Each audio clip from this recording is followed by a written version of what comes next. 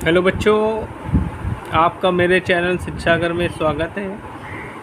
आज मैं DC generator के 100 ऑब्जेक्टिव क्वेश्चंस का पार्ट नंबर 2 लेके आया हूँ। इस वीडियो में आज हम 50 और क्वेश्चन ऑब्जेक्टिव पढ़ेंगे जो कि आपके सीबीटी एग्ज़ाम और आपके कंपटीशन एग्ज़ाम्स के लिए इम्पॉर्टेंट है।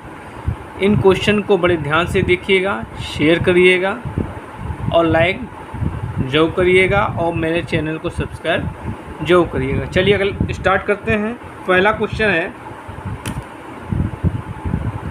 डीसी जनरेटरों में आर्मेचर से बाहरी परिपथ धारा डैश डैश द्वारा दी जाती है। दिक् परिवर्तक, दृढ़ संयोजन, स्लिप रिंग, उपरोक्त में से कोई नहीं। देखिए, दिक् परिवर्तक को बच्चों बोलते हैं कम्यूटेटर। क्या बोलते हैं? कम्यूटेटर। तो बच्चों कम्यूटेटर क्या होता है? ये एसी को डीसी में कन्वर्ट करता है और डीसी को एसी में कन्वर्ट करता है। और ये क्या करता है? कार्बन ब्रश के माध्यम से बाहरी सर्किट में धारा प्रवाहित करवाता है। तो इसमें आंसर क्या होगा आपका? दिक् परिवर्तन बिल्कुल सही आंसर है। चलिए अगला क्वेश्चन देखते हैं बच्चों।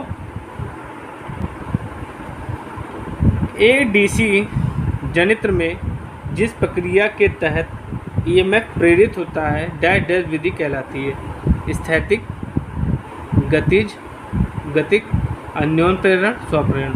तो बच्चों आंसर क्या होगा इसका? गतिक, गतिक या डायनेमिक। ये बिल्कुल सही आंसर है। चलिए बच्चों अगला क्वेश्चन देखते हैं। सिंप्लेक्स लैब वाइंडिंग की दिक् परिवर्तन पिच डैश डैश बराबर है। मशीन के ध्रुवों की संख्या, ध्रुव युग्मों, एक और उपरोक्त में से कोई नहीं। तो बच्चों इसमें आंसर क्या होगा आपका? एक होगा। एक आपका बिल्कुल सही आंसर है। चलिए बच्चों अगला क्वेश्चन देखते हैं। एक डीसी मशीन के डैश डैश में सबसे ज़्यादा भंवर धारा हानियाँ है। ध्रुव क्षेत्र, ध्रुवों, योग,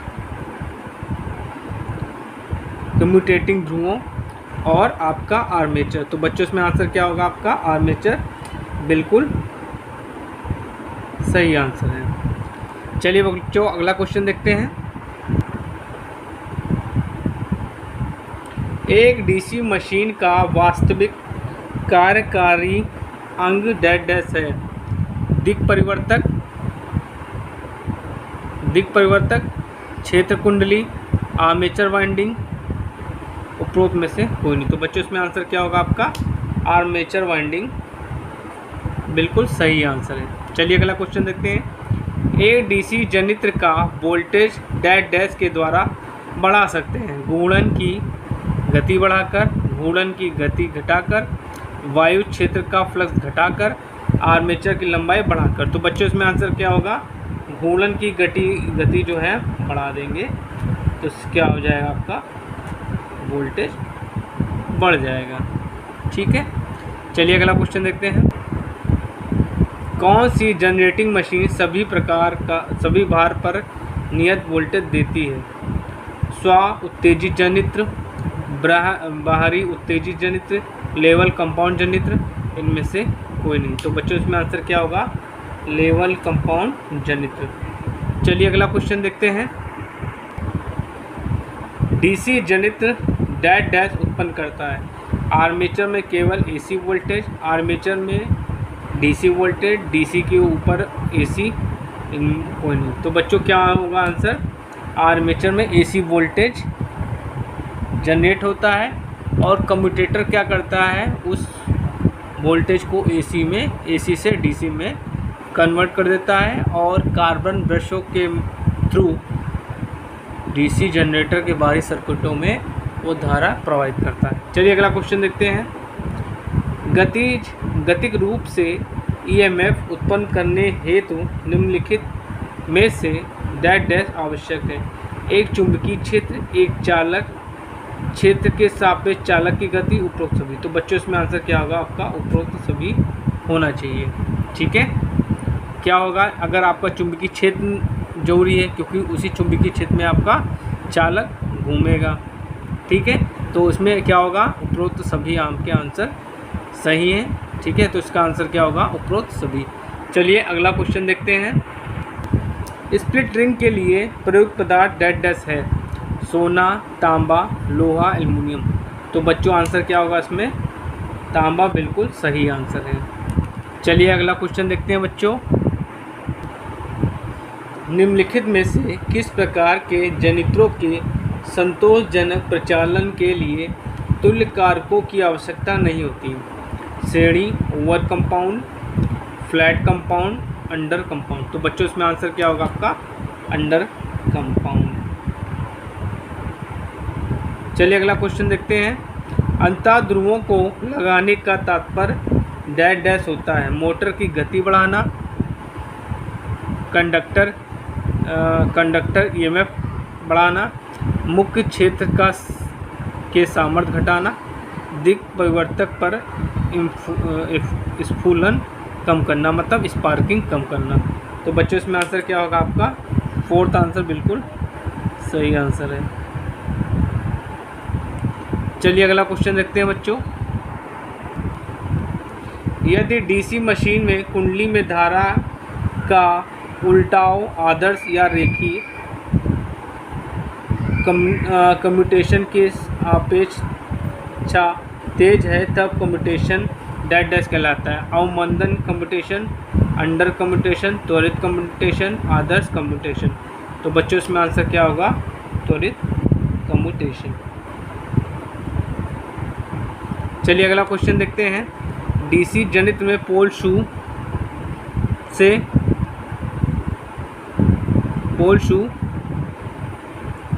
से डैश डैश द्वारा जकड़े रहते हैं, वेल्डिंग, ब्रेजिंग, रिवर्ट और काउंटर संक स्क्रू से। तो बच्चों आंसर क्या होगा इसमें, रिवर्ट से क्या होते हैं, जकड़े रहते हैं। चलिए अगला क्वेश्चन देखते हैं।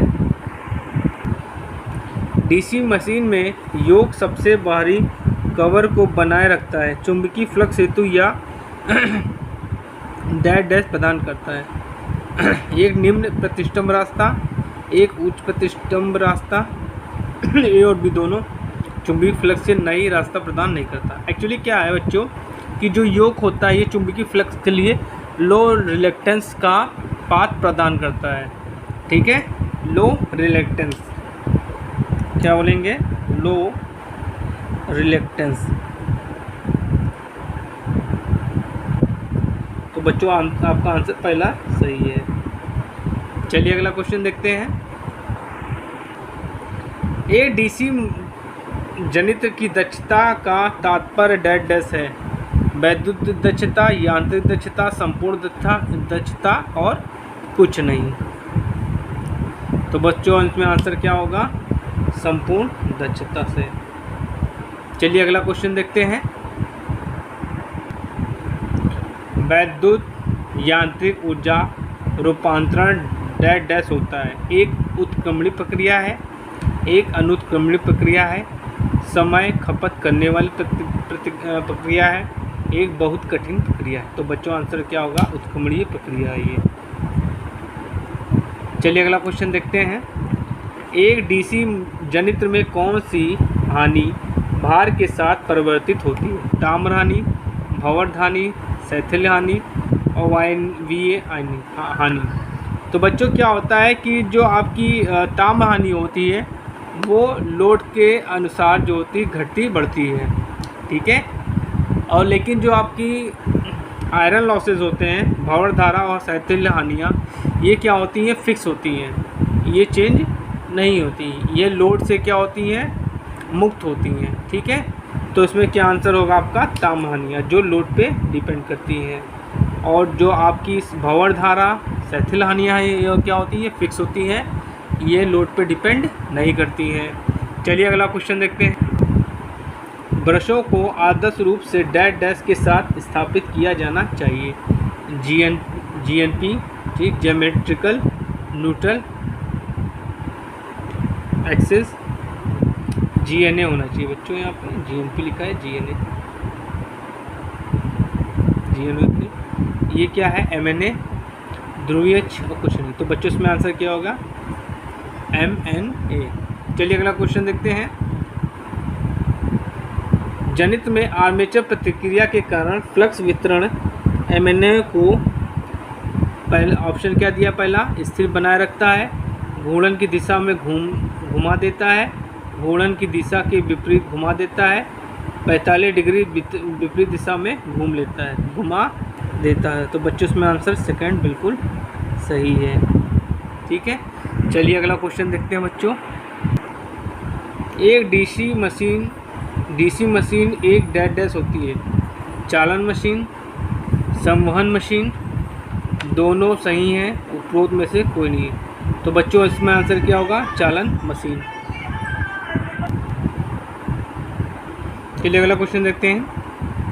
ईजी जनित्र EMF और EB बैक EMF दोनों डैश होते हैं, परिवर्तित, भिन्न भिन्न, समान, उपरोक्त में से कोई नहीं। तो बच्चों क्या होते हैं, EG और EB क्या होते हैं, सेम होते हैं। EG क्या होता है, जो जनरेटर में EMF इंड्यूस होता है उसको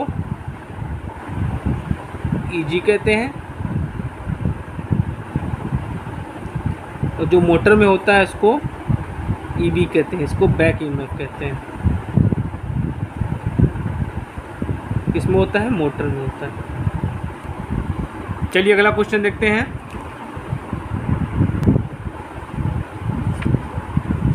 डीसी जनित्रों में आर्मेचर प्रतिक्रिया का परिणाम डैश होगा, स्लिप में वृद्धि, लघुपथित, खुला परिथित और जनित EMF में कमी। तो बच्चों आंसर क्या होगा आपका, जनित EMF में कमी आएगी।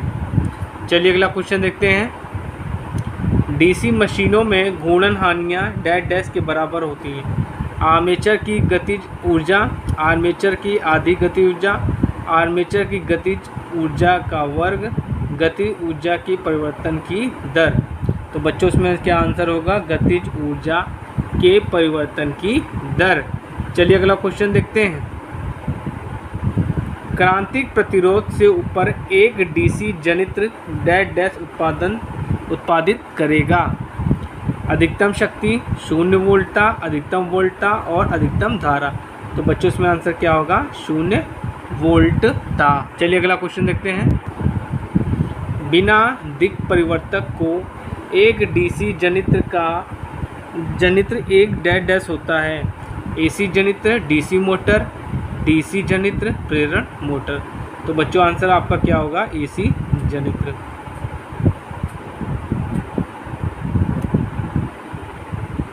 DC जनित्र। चलिए अगला क्वेश्चन देखते हैं।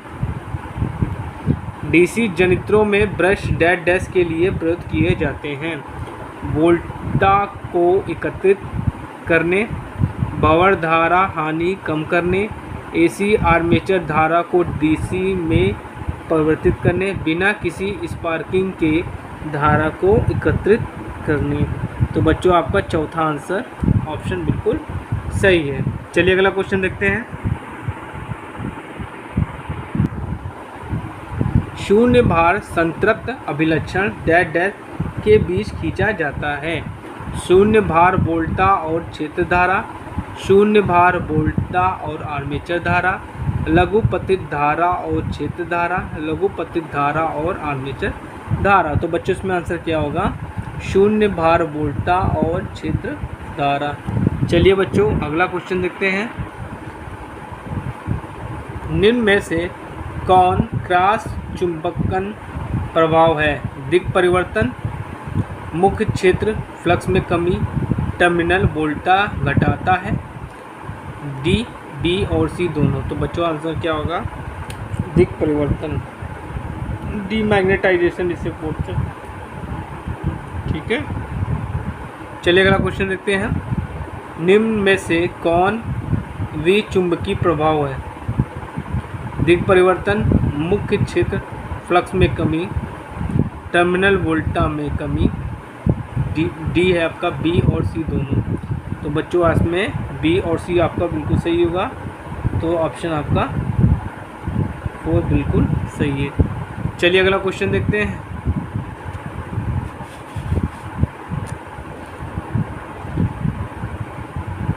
जनित्र की दिशा की दशा में अनुगामी ध्रुव टिप्स के अंतर्गत फ्लक्स घनत्व डैश डैश बढ़ेगा घटेगा, या तो बढ़ेगा या तो घटेगा, उपरोक्त में से कोई नहीं। तो ये होगा आपका ऑप्शन पहला सही है। चलिए अगला क्वेश्चन देखते हैं। क्षतिपूरक कुंडलन को डैश डैश में लगाया जाता है, पोल शू, आर्मेचर कोर, मुख्य क्षेत्र, उपरोक्त सभी। तो पोल शू आपका बिल्कुल सही आंसर है। चलिए अगला क्वेश्चन देखते हैं। अंतःध्रुवों के कार्य डैश डैश होते हैं, रिएक्टेंस वोल्टा को समाप्त करना और कम्यूटेशन सुधारना, क्रॉस चुंबकन प्रभाव समाप्त करना और कम्यूटेशन सुधारना। सी है आपका ए और बी दोनों, डी है आपका उपरोक्त में से कोई नहीं। तो बच्चों आंसर आपका सी है, ये बिल्कुल सही है। मतलब आपका ऑप्शन ए और ऑप्शन बी दोनों सही है। चलिए अगला क्वेश्चन देखते हैं। डीसी मशीनों में आंतरिक अभिलक्षण के डैश डैश के मध्य खींचा जाता है, क्या है? ईजी के साथ भारधारा, वीटी के साथ आर्मेचर करंट, ईजी के साथ आर्मेचर करंट, वीटी के साथ भारधारा। तो बच्चों इसमें आंसर आपका होगा ईजी के साथ आर्मेचर करंट, ये बिल्कुल सही आंसर। चलिए बच्चों अगला क्वेश्चन देखते हैं। दिक् परिवर्तक डैश डैश डिस्ट करंट प्रदान करता है,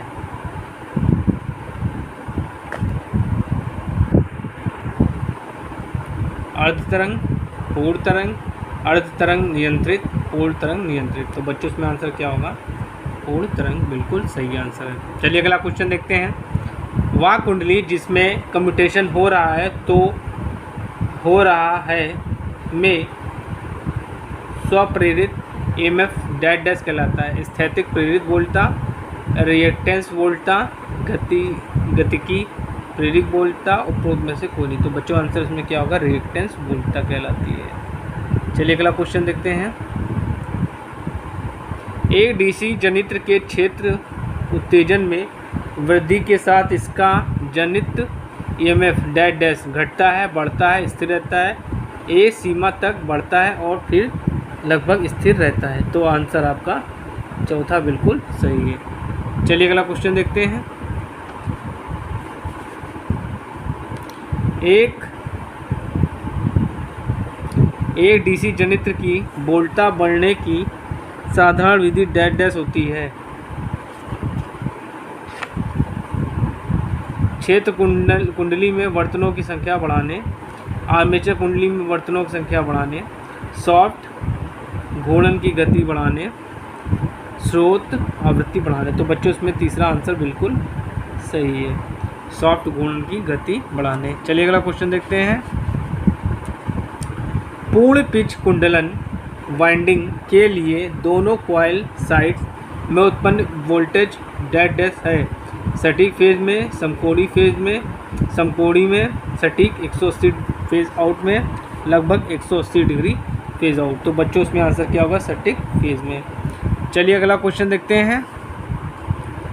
आंशिक पिच कुंडलन का उपयोग उसे दृढ़ बनाता है, क्षण प्रतिघात में कमी लाता है, मशीन की अच्छी लंबाई को कम करता है, उपरोक्त सभी। तो उसे दृढ़ बनाता है।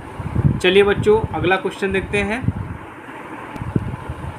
एक डीसी जनरेटर डैश डैश के सिद्धांत पर कार्य करता है, लेंज के नियम, ओम के नियम, फैराडे के विद्युत चुंबकीय प्रेरण नियम, उपरोक्त में से कोई नहीं। तो बच्चों आंसर आपका थर्ड सही है, फैराडे के विद्युत चुंबकीय प्रेरण के नियम पे आपका जनरेटर काम करता है।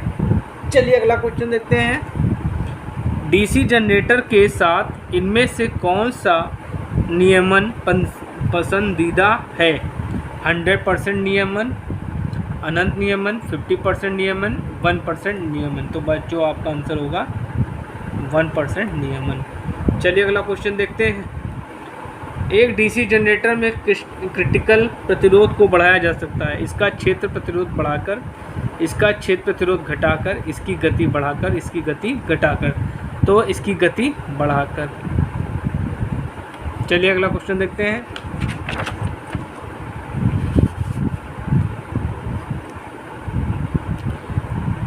कोर का लेमिनेशन साधारणतः डैश का बना होता है। कास्ट लोह, carbon, silicon steel, stainless steel. तो बच्चों इसमें आंसर क्या होगा? Silicon steel. चलिए अगला क्वेश्चन देखते हैं। डीसी जनरेटर के फील्ड कॉइल आमतौर पे बने होते हैं। Mica, copper, cast iron, carbon. तो बच्चों इसमें आंसर क्या होगा? कॉपर का जो होता है फील्ड बना होता है। चलिए अगला क्वेश्चन देखते हैं। Commutator segment armature conductor dash के द्वारा जुड़ा हुआ है। कॉपर लग प्रतिरोध तारों, विद्युत रोधी पैडल्स, ब्रेजिंग। तो बच्चों आंसर क्या होगा? कॉपर लग के द्वारा ये जुड़ा होता है। चलिए अगला क्वेश्चन देखते हैं। डीसी मशीन के संबंध में यांत्रिक हानियों का प्राथमिक फंक्शन है धारा, वोल्टेज, गति। इनमें से कोई नहीं। तो बच्चों आंसर क्या होगा आपका? गति बिल्कुल सही आंसर है। चलिए अगला क्वेश्चन देखते हैं। एक डीसी मशीन में लौ हानियाँ डैश में परिवर्तन से स्वतंत्र है। गति, भार, वोल्टेज, गति और वोल्टेज। तो बच्चों इनका आंसर क्या होगा? भार। चलिए अगला क्वेश्चन देखते हैं। संतृप्त डीसी मशीन की आर्मेचर प्रक्रिया है क्रॉस चुंबकीकरण, विचुंबकीकरण, चुंबकीकरण। इनमें से कोई नहीं। तो आपका आंसर क्या होगा? क्रॉस मैग्नेटाइजेशन या क्रॉस चुंबकीकरण। चलिए लास्ट क्वेश्चन देखते हैं। पी पोल मशीन के लिए वैद्युत और यांत्रिक डिग्री के बीच संबंध है। Theta electrical equal to 2/p theta mechanical, theta electrical equal to 4/p theta mechanical, theta electrical equal to theta mechanical, theta electrical equal to p/2 theta mechanical. तो बच्चों आंसर आपका चौथा सही है। तो बच्चों मैंने आपको डीसी जनरेटर के 100 ऑब्जेक्टिव क्वेश्चंस बताए हैं जो आपके सीबीटी एग्ज़ाम और online exam TG2, NTPC, UPPCL के लिए इम्पॉर्टेंट है। इनको बड़े ध्यान से देखिए, समझिए, पढ़िए और मेरे चैनल को लाइक, शेयर, सब्सक्राइब जरूर करिए, जिससे इसी तरह मैं आप लोगों के लिए अच्छे अच्छे वीडियोस बना सकूं। Thank you. हेलो बच्चों, आपका मेरे चैनल शिक्षा घर में स्वागत है। आज मैं आप लोगों को डीसी जनरेटर से 50 इम्पॉर्टेंट क्वेश्चन बताऊंगा जो कि आपके UPRV नल, UPPCL, DMRC इन सब परीक्षाओं के लिए बहुत ही उपयोगी हैं। इन क्वेश्चंस को बड़े ध्यान से देखिए, समझिए और नेक्स्ट वीडियो में 50 और ऑब्जेक्टिव क्वेश्चंस मैं आपको बताऊंगा। ठीक है, चलिए स्टार्ट करते हैं। पहला क्वेश्चन है, फ्लेमिंग के दाएं हाथ का नियम डैश के लिए लागू होता है। पहला है जनित्र, दूसरा है सीरीज मोटर, तीसरा है इंडक्शन मोटर, चौथा है ट्रांसफार्मर। तो बच्चों इसमें आंसर क्या होगा आपका? जनित्र आपका इसका बिल्कुल सही आंसर है। जनित्र इसका बिल्कुल सही आंसर है। चलिए अगला क्वेश्चन देखते हैं। जनित्र का पोल शू डैश का बना होता है। मृदु लोहा, ढलवा लोहा, सिलिकॉन इस्पात, अवशिष्ट चुंबकीय पदार्थ। तो बच्चों ये बना होता है अवशिष्ट चुंबकीय पदार्थ का बना होता है। ठीक है, चलिए अगला क्वेश्चन देखते हैं। स्व उत्तेजित जनित्र के क्षेत्र को डैश द्वारा उत्तेजित करते हैं। AC, DC, इसके स्वयं की धारा, या तो DC या तो AC। तो बच्चों इसमें आंसर क्या होगा? इसके स्वयं की धारा। चलिए अगला क्वेश्चन देखते हैं। एक डीसी जनित में कौन सा भाग एसी को डीसी में बदलेगा? पहला ऑप्शन दिया आपका दिग परिवर्तन, जिसको कम्यूटेटर बोलते हैं, दूसरा है क्षेत्र, तीसरा है ब्रश और चौथा है आपका आर्मेचर। तो बच्चों इसमें आंसर क्या होगा आपका? दिग परिवर्तन, जिसको बोलते हैं कम्यूटेटर। कम्यूटेटर क्या करता है बच्चों? आपका एसी को डीसी में कन्वर्ट करता है और डीसी को एसी में कन्वर्ट करता है। ठीक है, चलिए अगला क्वेश्चन देखते हैं। वेव वाइंडिंग में कितने समांतर पथ होते हैं? 1, 2, 3 और ए बराबर पी। ठीक है, तो देखिए वेव वाइंडिंग जो होती है उसमें समांतर पथ होते हैं आपके 2 होते हैं। और अगर लैप बाइंडिंग आपसे पूछा जाए तो आपका चौथा आंसर बिल्कुल सही है, ए बराबर पी हो जाएगा। चलिए अगला क्वेश्चन देखते हैं। डीसी जनित्र में अंतःध्रुव का क्या प्रयोग होता है? अधिक वोल्टेज प्राप्त करना, अधिक धारा प्राप्त करना, कम्यूटेशन को सुधारना, परिचालन धारा को सीमित करना। तो इसमें आंसर क्या होगा? कम्यूटेशन को सुधारना। तो ये आपका, इसको हाइलाइटर से हम लोग कर देते हैं, कम्यूटेटर को सुधारना। चलिए अगला क्वेश्चन देखते हैं।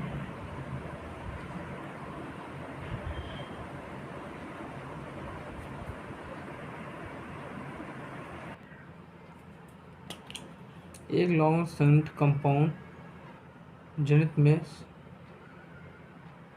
साफ क्षेत्र डैश के साथ समांतर क्रम में जुड़ा होता है। आर्मेचर श्रेणी क्षेत्र समांतर, आर्मेचर व श्रेणी क्षेत्र का समांतर संयोजन, आर्मेचर व श्रेणी क्षेत्र का श्रेणी संयोजन। ठीक है, तो बच्चों इसमें आपका चौथा आंसर बिल्कुल सही है, आर्मेचर और श्रेणी क्षेत्र का श्रेणी संयोजन। चलिए अगला क्वेश्चन देखते हैं। एक जनित का भार संतृप्ति अभिलक्षण डैश के बीच संबंध दर्शाता है। पहला ऑप्शन दिया है ई और आई एफ फील्ड, ईएमएफ और फील्ड करंट के बीच में, वोल्टेज और फील्ड करंट के बीच में, वोल्टेज और आर्मेचर करंट के बीच में, ईएमएफ और आर्मेचर करंट के बीच में। तो इसमें बच्चों आंसर आपका सेकंड बिल्कुल सही है, वोल्टेज और फील्ड करंट के बीच में। चलिए अगला क्वेश्चन देखते हैं। एक डीसी जनित्र के ओपन सर्किट ओसीसी को डैश अभिलक्षण भी कहा जाता है। आंतरिक, बाहरी, चुंबकीय और निष्पादन। तो बच्चों इसमें क्या आंसर होगा आपका? चुंबकीय। चलिए अगला क्वेश्चन देखते हैं। एक डीसी जनरेटर के आर्मेचर चालक में प्रेरित ईएमएफ की दिशा डैश के द्वारा ज्ञात कर सकते हैं। कॉकरेज नियम, फ्लेमिंग के बाएं हाथ का नियम, फ्लेमिंग के दाएं हाथ का नियम, दाएं हाथ का ग्रिप नियम। तो बच्चों आंसर आपका क्या होगा? फ्लेमिंग के दाएं हाथ का नियम। चलिए अगला क्वेश्चन देखते हैं। एक डीसी जनित्र के आर्मेचर कोर के लिए डैश मटेरियल प्रयोग किया जाता है। कॉपर, सिलिकॉन स्टील, एल्युमिनियम, ढलवा लोहा। तो बच्चों इसमें आंसर क्या होगा आपका? सिलिकॉन स्टील यूज़ करते हैं हम लोग। चलिए अगला क्वेश्चन देखते हैं। सीरीज जनित्र के लिए प्रयोग किया जाता है battery charging, train lightning, DC transmission line में बूस्टर और डीसी बिल्डिंग। तो बच्चों आंसर क्या होगा? जो आपका सीरीज जनरेटर होता है वो क्या होता है? बूस्टर के लिए यूज़ होता है, और जो आपका संट होता है, संट जनरेटर होता है, वो बैटरी चार्जिंग के लिए यूज़ होता है। चलिए अगला क्वेश्चन देखते हैं। एक डीसी मशीन की ब्रशों पर स्पार्किंग के कारण को चुनिए। गंदे योग, गंदे पोल कोर, गंदा आर्मेचर कोर, गंदा दिग परिवर्तक। तो बच्चों इसमें आंसर क्या होगा आपका? गंदा दिग परिवर्तक। चलिए अगला क्वेश्चन देखते हैं। दिग परिवर्तक खंडों के बीच प्रयोग किया जाने वाला कुचालक पदार्थ समानता का बना होता है। Graphite, paper, mica, insulating varnish. तो बच्चों इसमें आंसर क्या होगा आपका? माइका इसका बिल्कुल सही आंसर है। चलिए अगला क्वेश्चन देखते हैं। डीसी वेल्डिंग सेट के लिए डैश डैश जनित्र सबसे अच्छा है? संट, श्रेणी, संचय कंपाउंड, अवकल कंपाउंड। तो बच्चों इसमें आंसर क्या होगा आपका? इसमें आंसर बच्चों क्या होगा आपका? अवकल कंपाउंड जनरेटर। चलिए अगला क्वेश्चन देखते हैं। दिक् परिवर्तक खंड डैश डैश के बने होते हैं? टंगस्टन, कॉपर, कास्ट आयरन और माइका। तो बच्चों इसमें आंसर क्या होगा आपका? कॉपर। कॉपर आपका बिल्कुल सही आंसर है। कास्ट आयरन से हम लोग योग बनाते हैं, ठीक है। टंगस्टन का हम लोग फिलामेंट बनाते हैं। चलिए अगला क्वेश्चन देखते हैं। ए डीसी मशीन में योग के निर्माण के लिए कौन सी सामग्री प्रयोग की जाती है? ठीक है, कॉपर, कार्बन, कास्ट आयरन और सिलिकॉन स्टील, ठीक है। तो देखिए जो कॉपर होता है, ठीक है, उससे हम लोग क्या बनाते हैं? दिक् परिवर्तन खंड बनाते हैं। कार्बन क्या होता है? इससे हम लोग ब्रश बनाते हैं। कास्ट आयरन से हम लोग योग बनाते हैं और सिलिकॉन स्टील से कोर बनाते हैं। तो बच्चों इसमें आंसर क्या होगा आपका? Cast iron. कास्ट आयरन बिल्कुल सही आंसर है। चलिए अगला क्वेश्चन देखते हैं। एक डीसी मशीन में ब्रशों के लिए कौन सी सामग्री प्रयोग की जाएगी? कार्बन, पीतल, माइका और सिलिकॉन स्टील। तो बच्चों इसमें आंसर क्या होगा? कार्बन। कार्बन मैंने आपको बताया था अभी इससे पहले। चलिए अगला क्वेश्चन देखते हैं। एक डीसी मशीन में स्टेटर तथा रोटर फील्ड के बीच कोण डैश डैश होता है? 0 डिग्री, 90 डिग्री, 180 डिग्री, 60 डिग्री। तो बच्चों इसमें आंसर क्या होगा आपका? 90 डिग्री।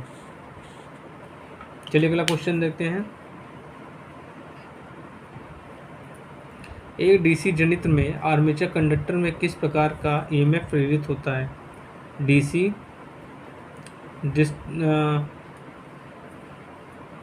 डिस्ट्रीकृत एसी और अर्ध तरंग डीसी।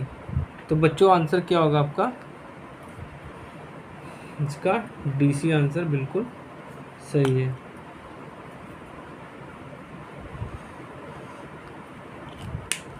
चलिए अगला क्वेश्चन देखते हैं। एक डीसी जनित्र के बाहरी अभिलक्षण या बाहरी अभिलक्षण डैश डैश बीच संबंध देते हैं? क्या है? ई और आई आर के बीच, वी और आई के बीच में, ई और आई आर के बीच में, ई और आई ई के बीच में, ठीक है। तो इसमें आंसर क्या होगा आपका सेकंड आंसर बिल्कुल सही है, वी और आई के बीच में। चलिए अगला क्वेश्चन देखते हैं। मशीन में यदि P ध्रुवों की संख्या है, N आरपीएम में गति है, तो उत्पन्न ईएमएफ की आवृत्ति डैश डैश है? F बराबर PN/120, F बराबर PN/60, F बराबर N/P, F is equal to FN। तो बच्चों आंसर क्या होगा आपका? पहला बिल्कुल सही आंसर है। चलिए अगला क्वेश्चन देखते हैं। एक डीसी मशीन के आर्मेचर कोर के लैमिनेशनों की मोटाई समानता डैश डैश क्रम में होती है? 0.0005 mm, 0.005 mm, 0.5 mm और 50 mm। तो बच्चों इसमें आंसर क्या होगा आपका? 0.5 mm इसका राइट आंसर है। चलिए अगला क्वेश्चन देखते हैं। डीसी जनित्र में आर्मेचर रिएक्शन का डीमैग्नेटाइजिंग घटक के कारण होता है? क्या होता है? गति बढ़ जाएगी, जनित्र का ब्रेकडाउन हो जाएगा, उत्पादित ईएमएफ में कमी आएगी, आर्मेचर लघुपतित होगा। तो आपका आंसर क्या है? आपका तीसरा आपका बिल्कुल सही है, उत्पादित ईएमएफ में कमी आ जाएगी। चलिए अगला क्वेश्चन देखते हैं। एक डीसी जनित्र में मुख्य ध्रुव फ्लक्स पर आर्मेचर प्रतिक्रिया का प्रभाव डैश डैश इसे घटाता है, इसे विरूपित करता है, इसे उल्टा करता है, ए और बी। तो बच्चों आंसर आपका ए और बी बिल्कुल सही है, ठीक है। चलिए अगला क्वेश्चन देखते हैं। एक डीसी जनित्र का खुला पथ अभिलक्षण सभी प्रकार के जनित्रों के लिए समान होता है, अलग अलग जनित्रों के लिए अलग अलग होता है, अलग अलग जनित्रों के लिए समान हो सकता है, इनमें से कोई भी नहीं। तो आपका बच्चों पहला ऑप्शन बिल्कुल सही है, सबका एक ही जैसा होता है।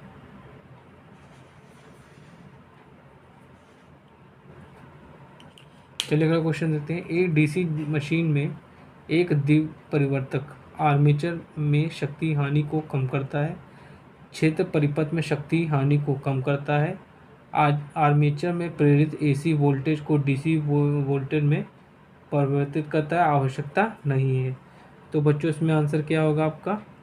इसमें आपका थर्ड आंसर बिल्कुल सही है, आर्मेचर में प्रेरित एसी वोल्टेज को डीसी वोल्टेज में परिवर्तित करता है। चलिए अगला क्वेश्चन देखते हैं। डीसी मशीनों में आर्मेचर रिएक्शन वास्तव में डेड डैश के द्वारा उत्पन्न होता है। इसके क्षेत्र धारा आर्मेचर चालकों, क्षेत्र ध्रुव वाइंडिंग, आर्मेचर में लोड धारा। तो बच्चों आंसर इसमें क्या होगा? थर्ड बिल्कुल सही है, क्षेत्र ध्रुव वाइंडिंग। चलिए अगला क्वेश्चन देखते हैं। एक आदर्श डीसी जनित्र में विनियमन मतलब रेगुलेशन डेड डैश होता है, उच्च, निम्न, शून्य, धनात्मक। तो बच्चों आंसर क्या होगा आपका? शून्य होता है। चलिए अगला क्वेश्चन देखते हैं। एक डीसी आर्मेचर वाइंडिंग की मूल आवश्यकता यह है कि यह डेड डैश होनी चाहिए। बंद प्रकार की, lap winding, wave winding, B और या सी। तो बच्चों आंसर क्या होगा? बंद प्रकार की होनी चाहिए। चलिए अगला क्वेश्चन देखते हैं। जनित्र का ईएमएफ डेड डैश पर निर्भर करता है, आवृत्ति, कम्यूटेशन, गति, ब्रश संपर्क, ड्रॉप। तो बच्चों आंसर इसमें क्या होगा? गति बिल्कुल सही आंसर है। चलिए अगला क्वेश्चन देखते हैं। एक डीसी शंट जनित्र की दक्षता उच्चतम होती है जब चुंबकीय हानियाँ यांत्रिक हानियों के बराबर होती हैं, ठीक है। क्षेत्र ताम हानियाँ स्थिर हानियों के बराबर होती हैं, स्ट्रे हानियाँ ताम हानियों के बराबर होती हैं, आर्मेचर ताम हानियाँ स्थिर हानियों के बराबर होती हैं। तो बच्चों इसमें आपका चौथा आंसर बिल्कुल सही है, आर्मेचर हानियाँ जो आर्मेचर ताम हानियाँ होंगी वो आयरन लॉसेस के बराबर हो जाएंगी, तो आपकी इफिशिएंसी हाईएस्ट होगी। चलिए अगला क्वेश्चन देखते हैं। जब दो डेड डैश को समांतर संयोजित करना होता है तो इक्विलाइजर कनेक्शन की आवश्यकता होती है। अल्टरनेटरों, शंट जनित्रों, कंपाउंड जनित्रों, इनमें से कोई नहीं। तो बच्चों आंसर आपको क्या होगा? कंपाउंड जनित्रों। चलिए अगला क्वेश्चन देखते हैं। ब्रश डेड डैश आकार में होते हैं, त्रिभुजाकार, आयताकार, बेलनाकार और वर्गाकार। तो बच्चों इसमें आंसर क्या होगा? रेक्टेंगुलर मतलब आयताकार होते हैं। चलिए अगला क्वेश्चन देखते हैं। एक जनित्र का ओपन सर्किट कैरेक्टरिस्टिक उसका डेड डैश अभिलक्षण कहलाता है। आंतरिक, बाहरी, निर्वाह, संतृप्तता, निष्पादन। तो होगा निर्वाह संतृप्तता। चलिए अगला क्वेश्चन देखते हैं। एक डीसी मशीन का योग ध्रुव फ्लक्स डेड डैश ले जाता है, ठीक है, का आधा दुगना निष्पादन। तो बच्चों क्या होगा? आपका आधा होगा, इसमें का आधा बिल्कुल सही है। चलिए अगला क्वेश्चन देखते हैं। एक व्यवहारिक डीसी जनित्र में यांत्रिक दक्षता डेड डैश होती है, विद्युत दक्षता से कम, विद्युत दक्षता से अधिक, विद्युत दक्षता के बराबर, इनमें से कोई नहीं। तो बच्चों आपका आंसर बी सही है, विद्युत दक्षता से अधिक होती है यांत्रिक दक्षता। चलिए अगला क्वेश्चन देखते हैं। भार धारा में परिवर्तन के साथ डेड डैश जनित्र का टर्मिनल वोल्टेज ज़्यादा बदलता है, श्रेणी, शंट, फ्लैट कंपाउंड, इनमें से कोई नहीं। तो बच्चों आपका आंसर पहला सही है, श्रेणी।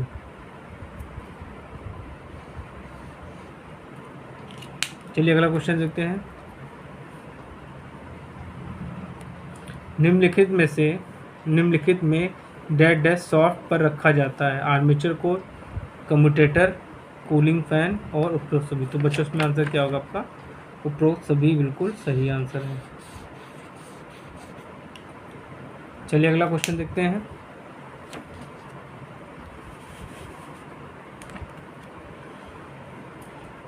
सिंप्लेक्स लैब बाइंडिंग के लिए दिक् परिवर्तक पिच डेड डैश है +1, -1, +1 या -1 या औसत पिच। तो बच्चों आपका आंसर क्या है इसमें?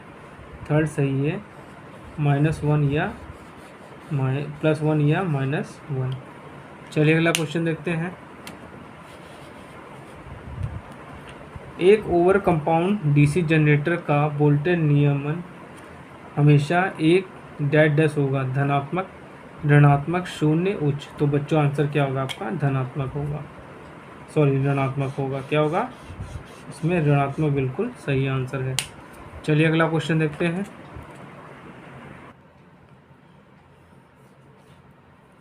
भारित करने पर एक डीसी शंट जनरेटर का टर्मिनल वोल्टेज थोड़ा सा बढ़ता है, थोड़ा सा घटता है, तेजी से घटता है, अपरिवर्तित रहता है। तो बच्चों इसमें आंसर क्या होगा? थोड़ा सा घटता है। चलिए अगला क्वेश्चन देखते हैं। एक डीसी जनित्र को डेड डैश के रूप में मानी जा सकती है। डिस्टगारी या रेक्टिफायर बोलते हैं उसको, प्रथम चालक या प्राइम मूवर, रोटेटिंग एम्पलीफायर और पावर पंप। तो बच्चों इसमें आंसर क्या होगा आपका? रोटेटिंग एम्पलीफायर के रूप में माना जा सकता है। चलिए अगला क्वेश्चन देखते हैं।